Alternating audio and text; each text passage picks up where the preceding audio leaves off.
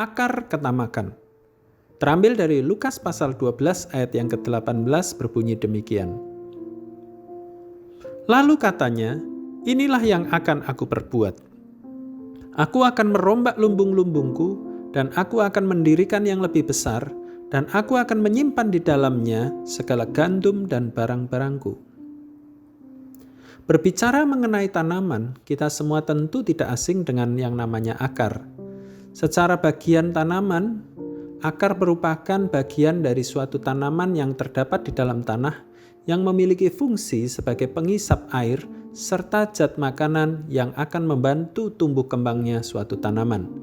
Tanpa adanya akar, tentu tanaman akan mati karena tidak ada makanan yang bisa disalurkan ke bagian tanaman lainnya. Sehubungan dengan ketamakan, sifat ini pun memiliki akar. Akar dari ketamakan ini perlu diatasi, sehingga tidak membuat pohon ketamakan itu semakin besar di dalam diri seseorang, bahkan pada akhirnya bisa mematikan orang tersebut.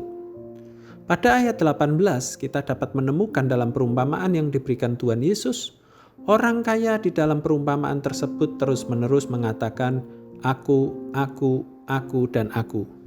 Jika melihat bagian tersebut, kita dapat menemukan akar ketamakan bukanlah memiliki harta kekayaan, melainkan sikap yang berfokus pada diri sendiri atau aku. Akibat sikap tersebut yang muncul adalah keegoisan, sehingga tidak ada dalam pikirannya untuk berbuat banyak kebaikan dengan hasil tanaman yang melimpah itu. Yang terjadi ialah khawatir berlebihan dengan hasil tanamannya, sehingga memikirkan apa yang harus diperbuatnya untuk menyimpan hasil tanamannya yang berlimpah. Pikirnya dengan membuat lumbung yang lebih besar akan menghilangkan kekhawatirannya karena semua hasil tanamannya akan tertampung.